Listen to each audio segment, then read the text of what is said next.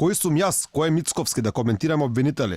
Ова го изјави премиерот Зоран Заев, само една недела откако со лидерот на опозицијата се договори да се формираат работни групи, чија првична цел е договор околу иднината на СЈО. Овој став на Заев помалку зачудува, ако се знае дека специјалното јавно обвинителство и Катја Цјанева на негово чело се роди како плод на политички договор, во кој учествуваше и тој.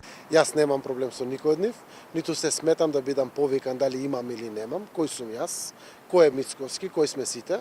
Ова е сериозна институција на Република Северна Македонија. Што ќе биде со СЈО за да продолжи нормално со својата работа, како што е предвидено со новиот предлог закон и неговото претопување во основното јавно обвинителство, потребно е двотретинско мнозинство, а прашање е дали тоа го има премиерот Зоран Заев без поддршка од опозицијската ВМРО-ДПМН. Дали средбите на работните групи кои стартуваат денеска ќе донесат нешто? Ставовите на оваа тема на власта и опозицијата се диаметрално спротивни. Едните го поддржуваат тимот на Катја Цјанева, иако премиерот вели дека тие не се мешаат во изборот на јавни обвинители. За другите, пак тој е неприпатлив, што беше потврдено и од Заев. Тоа што јас го кажав после лидерската средба со лидерот на ВМРО-ДПМН, господинот Христијан Мицковски, впрочем и тој го кажа дека има проблем со Катја Цјанева и со нејзиниот тим. Иако статусот на СЈО се уште не е решен за обвинителството на Катја Цјанева, македонските граѓани платјаат високи суми за период каде според новиот предлог закон бомбите нема да бидат докази за обвиненија поднесени од специјалните обвинители.